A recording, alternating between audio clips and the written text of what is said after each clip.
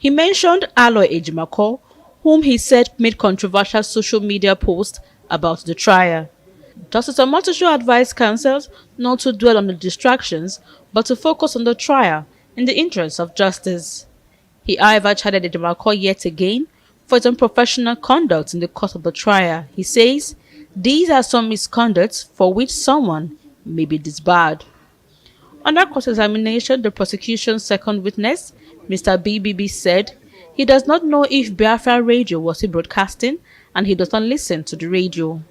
He admitted that the information he gave to the court is gotten from the department that is responsible for monitoring such broadcasts, and such information are perfect and cannot be forwarded. When asked if he can be influenced by politicians or ministers in government, he said no. Mr. BBB said the DSS is under the office of the National Security Advisor and not the Attorney General. He confirmed that he was not aware that there is a court judgment condemning the attack on Kanu's hometown and awarding a cost of 1 billion naira in his favor. Mr. Kanu's counsel tendered a copy of the judgment of the Agbese State High Court of 19th January 2022, also another judgment from the Federal High Court Umaya of 26 October 2022 and Federal High Court Enugu of 26 October 2023.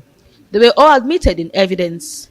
Mr. Nrokoro Kanu's lawyer applied for an adjournment until 22nd May to enable them get time to gather necessary materials to complete the cross-examination.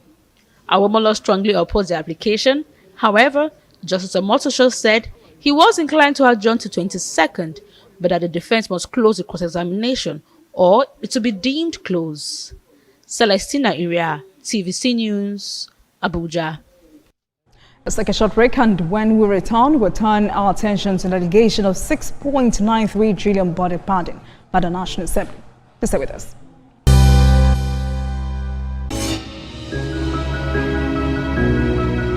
Sometimes it's the story that calls. At other times, the people just want to be heard. School, I need students, but I need teacher. Can't continue like this. Their voices re-echoing through time itself. We haven't done anything. If the tide is high, everybody run for safety. Their tears leave a sweet sour taste for all their demands. A familiar call beckoning for change. In our world, no one expects a disaster to happen. But when it does, we'll be there to x-ray all sides, from the east to the west, north and south. Community Forum will examine the oddities and challenges to economic development, as well as issues yearning for government intervention. Watch fresh episodes of Community Forum on Sundays by 9:30 p.m. only on TVC News.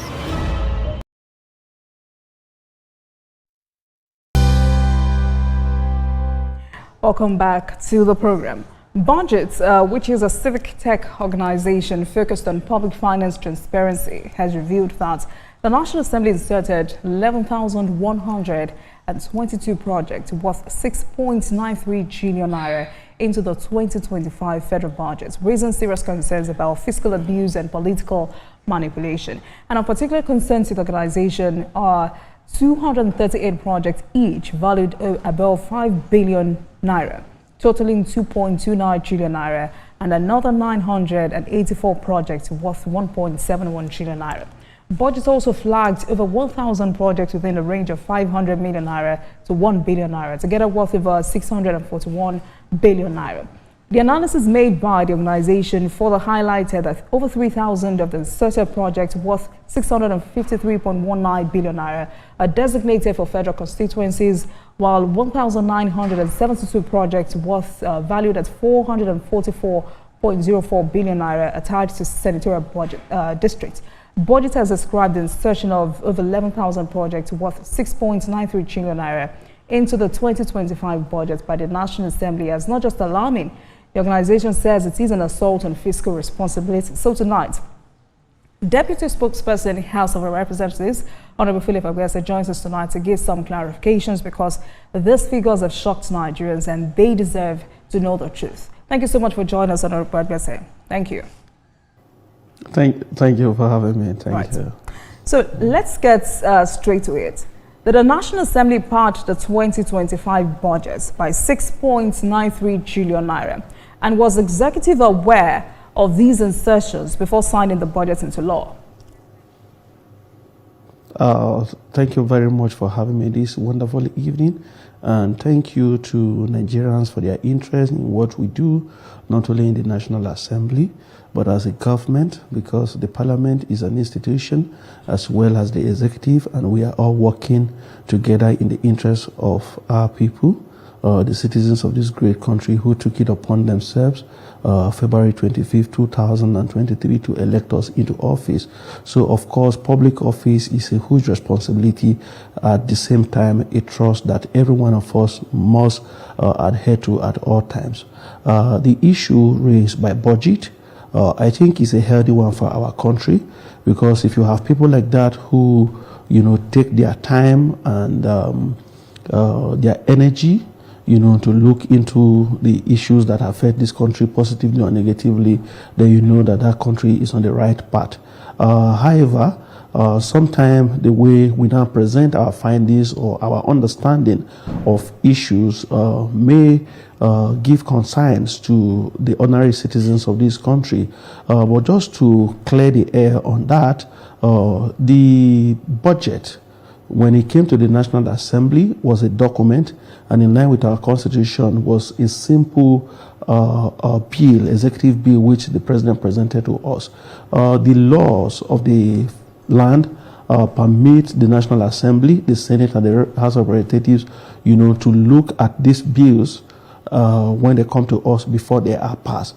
So when it came to us, it was just a mere document proposal, with figures attached to it. That is why when you receive the budget document, you subject it to what we call public debate. And then after the debate, you now invite the agencies of government to now come before you to defend the budget. So at the course of defending the budget and engaging the public, you now begin to look at the issues presented by the executive, and then what you cannot do as a parliament, to satisfy the yearnings and aspirations of the Nigerian people. So in doing this, because of past legislative experiences in the country, some of these negative terminologies were used to connote the work that we do.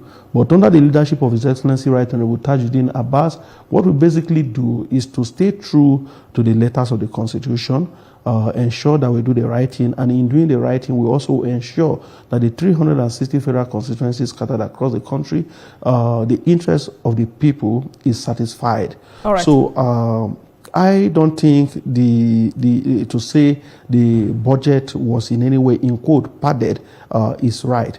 What we have done is our legislative duty, our legislative responsibility in line with the Constitution, to amend proposals sent to the National Assembly.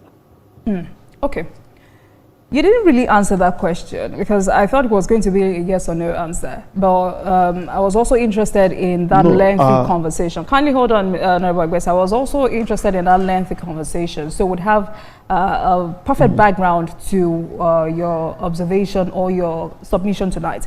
Now, this is what budget has made public, and I'm sure you've seen the figures. The organization says this insertion includes 1,477 street light projects worth 393.29 billion, 538 borehole projects at 114.53 billion naira, over 2,000 ICT related projects totaling over 500 billion. 6.74 billion was earmarked for the empowerment of traditional rulers, and that sounds very alarming. The organization did not stop there. It says that 39% of all insertions, over 4,000 projects valued at 1.72 trillion naira, were pushed into the Ministry of Agriculture's budget, inflating its capital allocation from 242.5 billion to 1.95 trillion.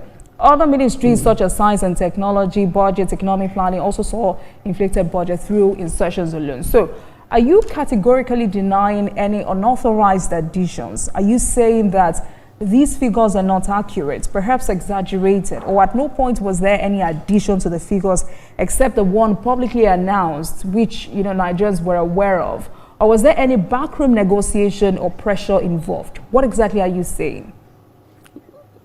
Very good. Now, first, were there inputs into the budget? The answer is yes. Okay. Were there presentations by Nigerians or the agencies requesting for inputs into the budget? The answer there is also yes. Did Nigerians or the civil society at the cost of the budget make any request? The answer there is also yes. But you see, beyond the answers that I have given, Nigerians need to know, and budget again also needs to be educated on some of these issues. Why do you go for a budget defense after the budget is presented by Mr. President to the Parliament? It is for the Parliament to scrutinize. And if you have the power to scrutinize and look at the budget, in lawmaking, you have the power to add or to subtract. That is the essence of lawmaking. So when a bill, this is the appropriation bill is not an exception. Every bill, either an executive bill or a private member-sponsored bill, are all subject to public debate and what Nigerians feel should be done. So in this respect, this budget proposal as submitted by Mr. President came before the Parliament. And when we received the proposal, in line with our legislative agenda, under the leadership of His Excellency Right Honorable Tajudeen Abbas, to ensure that we operate an open parliament, what did we do? We invited Nigerians, we invited the civil society, including budget. And that is why they have access to some of these documents, which they are now using for their analysis, where we invited Nigerians and the civil society and the agencies concerned. We listened to them. They made their presentations.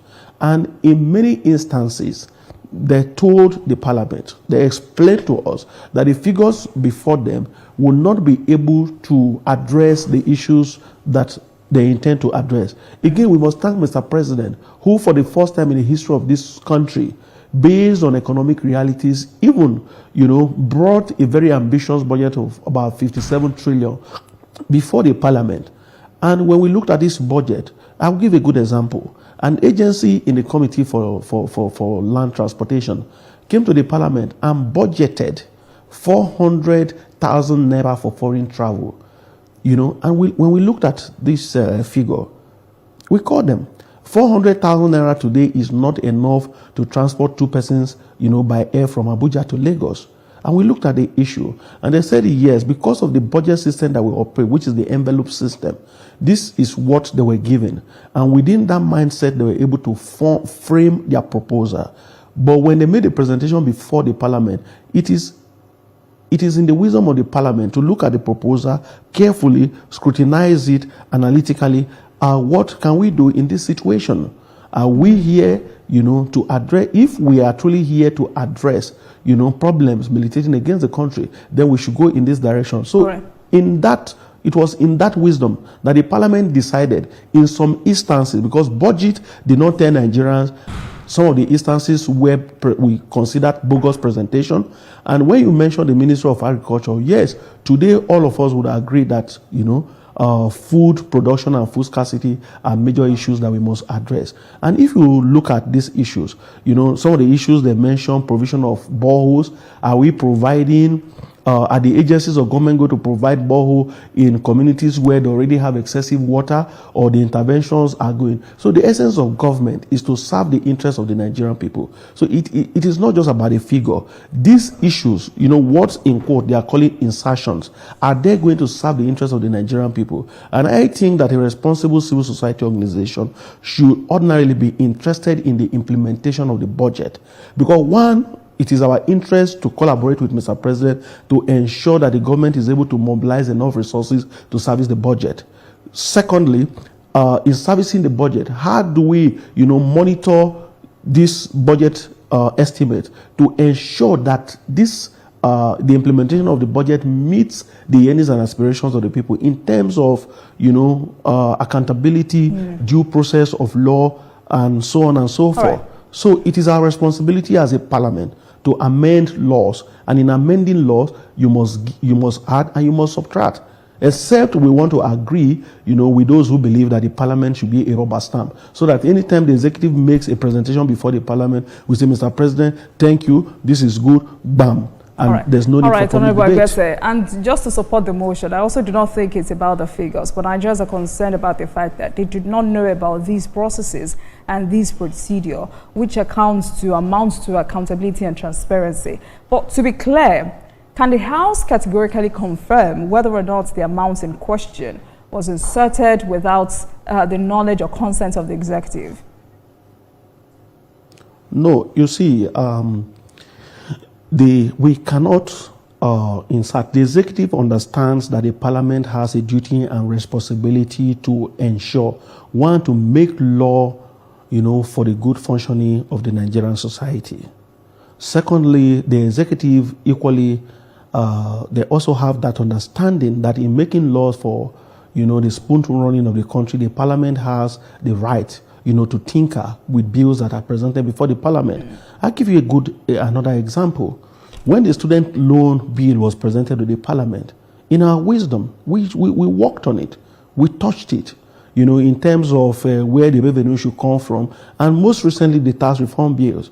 When the executive brought the 4 proposals before the parliament, we equally worked on that. So the issue of lawmaking, I think it is something that is well known to the executive. And for us as a parliament, when bills are returned back to the executive, because Mr. President has the final say. So there's no way, with somebody, with a man of high pedigree like His Excellency Mr. President, to have assented to a budget, from a budget, an appropriation bill coming from the National Assembly without again looking at the proposals that the National Assembly had inserted, or had edited into his own document before signing it. President Asiwaju is a man who is working, for our country. He believes and he knows very well that the 360 federal constituencies and the 109 senatorial districts have peculiar challenges. And this is one thing that we need to explain again to Nigerians. Mr. Speaker has told us, go out and let Nigerians know what we do. That is why we operate an open parliament. Now, what they call constituency projects are zonal intervention projects that aim to address failings by the local government and the state government.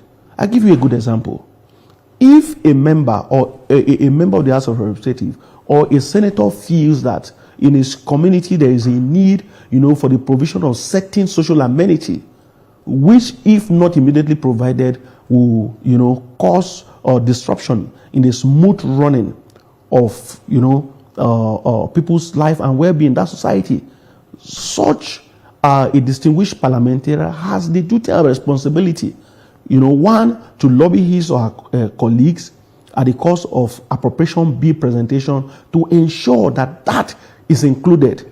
These things form our manifesto. That is why when one is going to the parliament, you tell your people, because if parliament is about lawmaking or lawmaking oversight and just that alone, then you will realize that there will be no need for people to also make promises. Oh, I'm going to help in ensuring that our youths are empowered. How are you going to empower the youth if where the opportunities are available, you don't cause direct intervention? But so Agbese, I'm sure you're not hearing this. I'm sure you're not hearing this for the first time.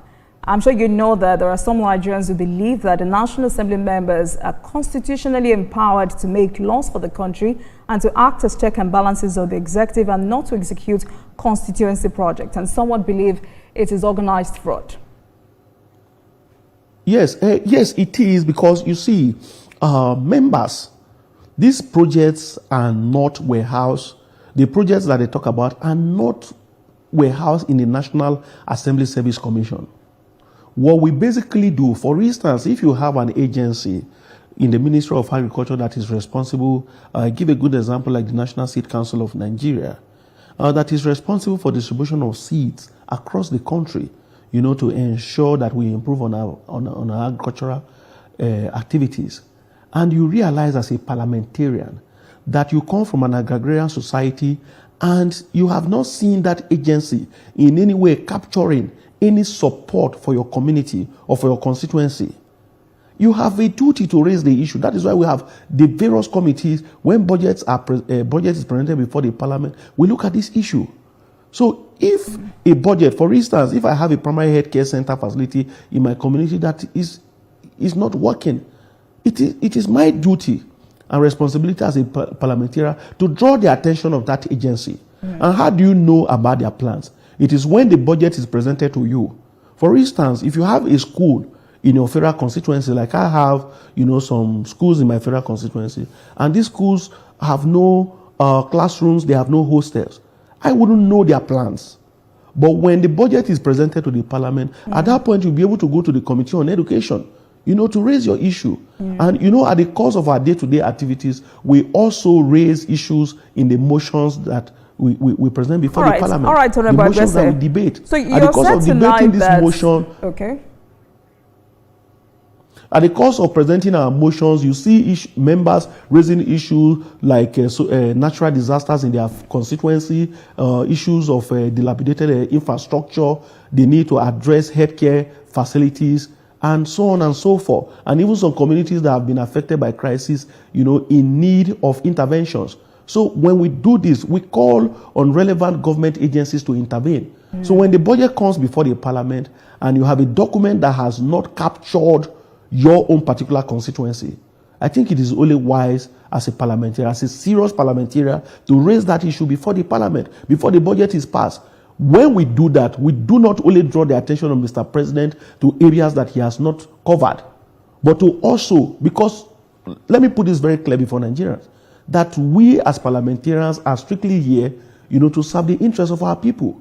So if your people are in need of potable water, and they can't get it, and you cannot find anywhere that it is captured in the budget, I think a serious-minded parliamentarian should not only raise these issues before the committee, such a parliamentarian should raise placards, to the executive arm of government that is responsible for that, to demand that those issues are included in the budget. All right. Now, but how exactly does the National Assembly handle budget amendments? Because you have said it tonight that the executive is well informed or aware of these legislative process, these legislative duties in whatever name, imputes, insertions. No, it is not. Are Nigerians informed? Yes, Can you hold on, Honorable? Are Nigerians informed? Are Nigerians aware of these legislative duties? No, good. It is a very simple process. And I will say this, maybe before we came on board as a parliament, the 10th National Assembly, these things probably for one or two reasons, like today we have social media helping to disseminate information. We have, media awareness, open parliament. Everyone is now allowed to participate in the business of government through the instrument of the parliament. And with a strong legislative agenda as espoused by His Excellency Vision, Right Honorable Tajuddin Abbas, that Nigerians must be informed. Now, when we came on board as a parliament, we took the novel initiative. The first assignment that came to us in terms of budget appropriation bill was the 2023 supplementary budget proposal. What did we do as a parliament? We invited Nigerians to a town hall meeting and presented a document that was presented to us before Nigerians and gave them 72 hours to look at it. At that engagement, we had civil society organization, we had the media, we had Nigerian students, and every critical stakeholder, invited to participate and allowed to participate. So when budget is, an appropriation bill, and it's like every bill before the parliament, that when presented to the parliament, we are not in any way supposed to just sit down, caucus, and pass the bill. We are to invite Nigerians. Then the second angle to it is that when budget is presented, and that is one area we must give it to His Excellency President Bola Ahmed Tinubu. When he presented the budget before the National Assembly, he made it very clear before his appointees that every appointee of government must be ready to appear before the National Assembly. You will agree with me that in time past, some individuals who were appointed by former president refused to appear before the National Assembly to give explanation to those figures presented before the parliament. So what we did today, in the wisdom of His Excellency Mr. Speaker and that of the Senate President, we have are over 200 committees, in both chambers of the National Assembly. And these committees are to do the detailed job on budget proposal. I recall vividly well when the budget of the National Commission for Disabled Persons. All right, Honorable. I asked Parliament. that question because, there's another part to that allegation. The group talked about the misuse of smaller federal agencies like the Nigerian Building and Road Research Institute in Lagos and the Federal Cooperative College in Oji, River State, which were used as conduits for projects outside their mandates. Talking about the Cooperative College being saddled with 3 billion naira for utility vehicles, 1.5 billion naira for rural electrification in River State, and 1 billion naira for solar streetlights in Enugu State. Are you saying every figure in the final budget was justified and agreed upon? Yes, these are the issues. One, what is the mandate, of the agency in question?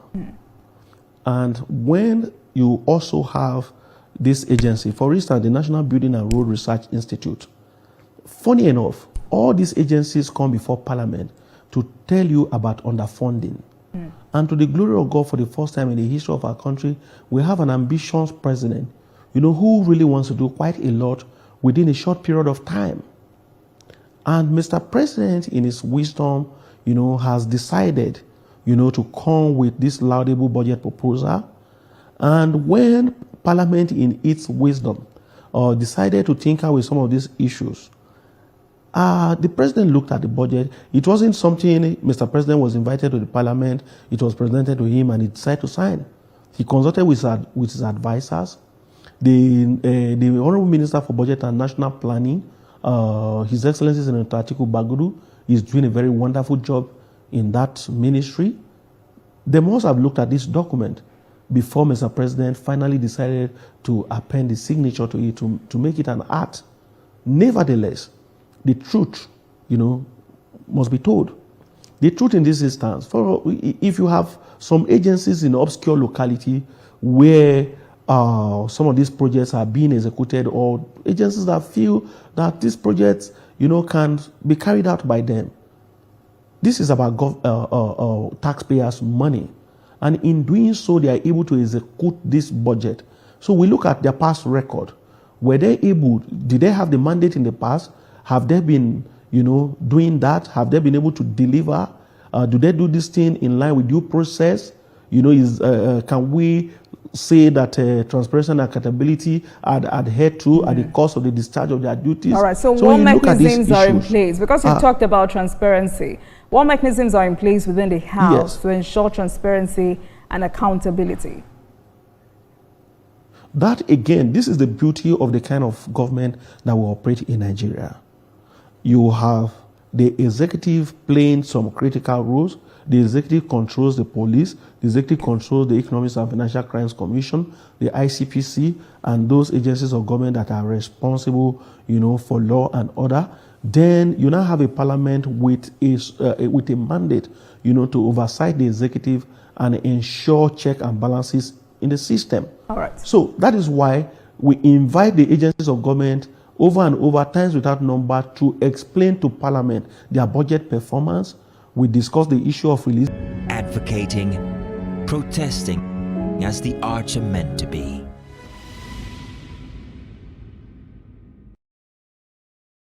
We shall remodel our economy to bring our growth and develop the GDP, achieve the GDP much better than we have today. By May 29, it would be exactly 2 years President Bola Tinubu was sworn in as the 16th President of the Federal Republic of Nigeria with a mandate of renewed hope. It is time to beam spotlight on the scorecard on this slogan in health, interior ministry, aviation, finance, foreign affairs, trade and... Thank you. Right. So if you say there are internal checks within the National Assembly to prevent pardon, if those checks exist, why do allegations of pardon keep emerging publicly every year? Well, I think there is this syndrome of the sins of the father. You recall, I take you back to the Holy Scripture, you know, what the Bible says about the inherited sin that man, you know, has sinned. Not because I sinned today, but because my father, Adam, sinned. So I have sinned. And when we came on board as a parliament, His Excellency Right Honorable Tajudeen Abbas, he said to Nigerians, say, please judge us by what we do, not by the sins of the father. Don't judge us by the antecedents of the past parliament. And in doing this, we want you to see what we do. So we are going to be a result of lack of water supply in my federal constituency today. In fact, in the whole of Benue State, people will tell you that Benue State, you know, has a big river, but I can tell you that it is a state where, even despite the river, people there are still thirsty. Okay. So how do you think that as a member of the parliament, I will support the budget of the Ministry of Water Resources if I do not see, you know, considerable improvement or proposal to address the issue of water supply as regards to the well-being of my people? But Honorable, can you share any specific cases where those internal mechanisms you've talked about actually prevented or exposed budget padding? Yes, you see, in the wisdom of the parliament, the various committees that we have in the parliament, for instance, we have the House Committee on Appropriation. You have His Right Honorable Kabiru Bichi as the head of that committee from the north. His deputy, Honorable Igariwe, is from the south.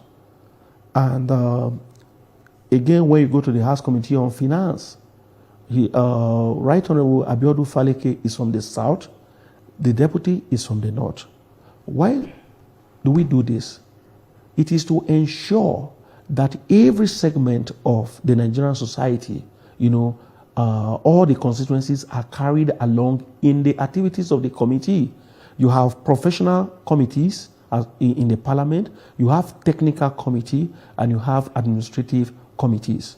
So in the technical or professional committees like finance and appropriation, first and foremost, you must saddle competent Nigerians with that responsibility for them to be able to deliver.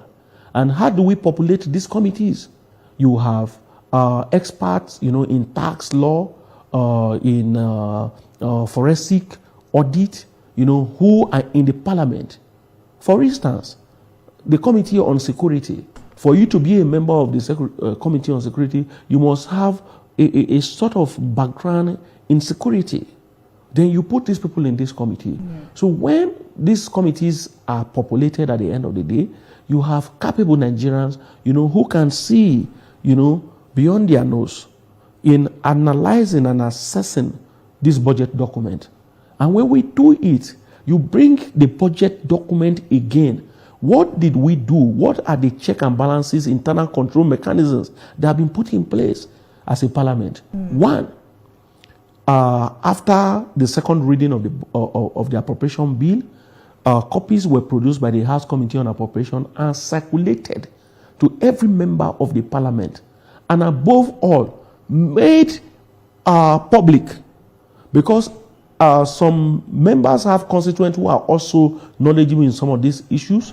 So wherever they are, they look at this document and they send proposals, you know, to their representatives. These are areas we would want, you know, some sort of amendment. You get them. And when the agencies also come, and the course of their presentations, they make suggestions. Then we look at it as a committee.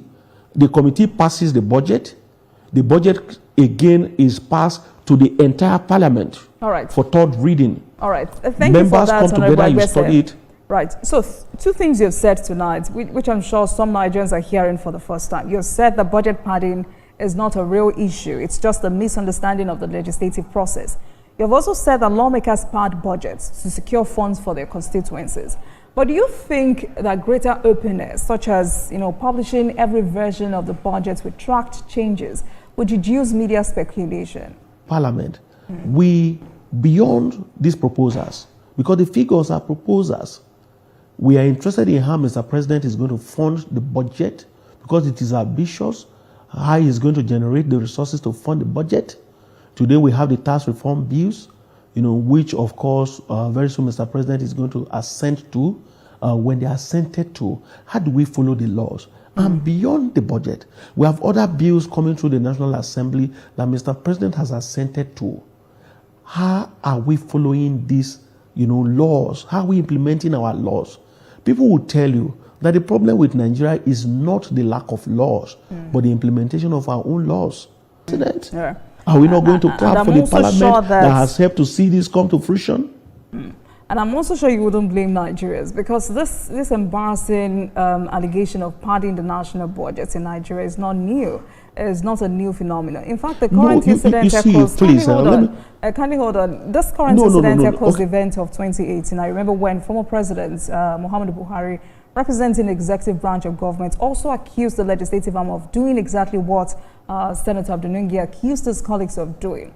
So would you support a public hearing where media and civil society can directly question budget allocations?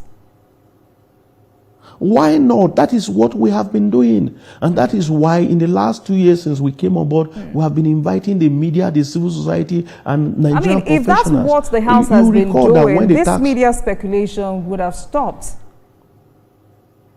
No, you see, Parliament, we are to explain what we do to Nigerians. They are our bosses. Let them know these are the things that we are doing, so that at every point in time, Nigerians feel that we are not on track. They will be able to reel us back on track.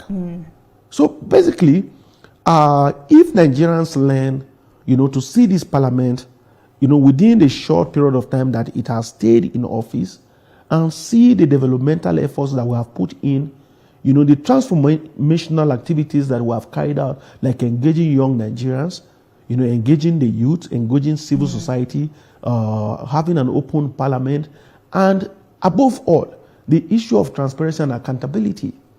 So, we wouldn't mind, if the executive at any point in time feels that, we have lopsided budget allocation.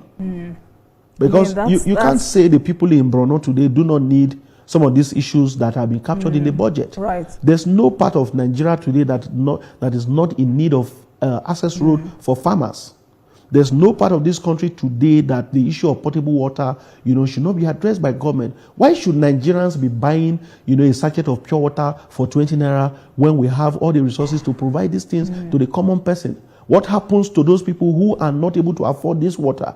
And that is the purpose of Parliament. That is why we are here. The first instance why we are voted into office, and to address these issues. Also for the sake of openness, transparency, and accountability. And I hope that the House is ready to push for more reforms to make the budget process more transparent going forward.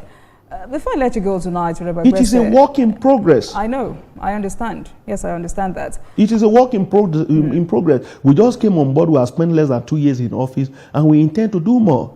In fact, we have suggested to the executive that budget should come, 3 months before, the close of that legislative year, before the close of that budget year, for us to be able to take enough time and expand this document. In fact, in one of our discussions, the leadership of the House of Representatives has even suggested, in a statewide budget session, public debate on budget, where we can take the budget document to a particular geographical location, and we invite Nigerians in that locality to say, this is the proposal sent to us by Mr. President. Yes. We want your input. Yes. And Mr. President again has assured the Parliament that he's ready, to address these issues. Right. It's important that we get there. But quickly before I let you go, I want to take you up on other matters. You and your colleagues at the local level, your own state, Benue APC, Benue APC caucus in the National Assembly, and for the sake of numbers, 2 senators, 12 House of Reps members endorsed Mr. President for a second term in office. In 8 days, it will be 2 years of Mr. President steering the affairs of this country. What's your assessment? Well,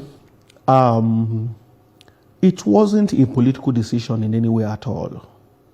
We came together as a parliament, and of course, you must have seen the wave of endorsement, for Mr. President across the country in the last few weeks. Why are Nigerians endorsing the president? That is very, very critical and important. First, as a caucus, because it was the APC caucus, 2 senators out of 3 senators in the National Assembly. Again, you have 11 members of the House of Representatives, 10 out of 11 came together and said, with what Mr. President has done, we considered the road construction from Nasarawa passing through Benue to Enugu State. We looked at the Super Coastal Highway, from part of Benue through Cross River and through Ebonyi. We look at the housing project that Mr. President has embarked on. And even recently as a state, you're also aware that we were faced with this challenge of insecurity. And today, the deployment that Mr. President has caused in terms of armed men and security agencies into our state. And we said no. If a president has been able to achieve all this within a period of 2 years, go close to my constituency. The Senate Minority Leader, His Excellency Senator Abba Moro, brought a people's bill before the Parliament for a Federal College of Agriculture and Technology to be instituted in our locality in order to harness our agricultural potentials. And the President, in his wisdom, assented to it, giving that to us. We have the Federal University of Health Sciences receiving improved allocations, to be able to cater for the health needs of our people. And we said, if the President has been able to achieve all this in 2 years, we believe he will do more if given more time. So we came together, under the inspiration of our leader, the Secretary to the Secretary to Government of the Federation, His Excellency Senator George Akume, and all of us agreed, endorsed that document, and said this President has done well. My dear sister, is this message that we have passed to ourselves, to our constituents, and to Nigerians different from the sonorous song, coming from northwest Nigeria? All right. Is it different from the sonorous song coming from part of the southeast? So Nigerians are united when it comes to the activities of Mr. President and how well he has been able to address the problems of the country. And so we said as a caucus, the Benue APC National Assembly caucus, to say this president has done well. All right. And All this right, president deserves to be supported, given more time to do more for Nigeria. Right. Thank you for joining us tonight. Deputy Spokesperson, House of Representatives, Honorable Philip Agbese. Thank you so much. It was important to have that conversation because we cannot continue to hear about budget padding. This must be fixed. Thank you so much. Thank you for speaking with us. It's a pleasure. I'm grateful. Thank you. Thank you very much for watching, everyone. That marks the end of today's episode of Politics Tonight. But before we go, let's tell you that the views and reactions of our resource persons are theirs and have no connection with TVC News. Meanwhile, you can watch the repeat broadcast of this episode at midnight. Get in touch with us on our social media handles, Facebook, Instagram, and X at TVC News NG and at Olajumoke using the hashtag Politics Tonight. We're also on YouTube at youtube.com/TVC News NG. I am Olajumoke Olatunji. Good night, everyone.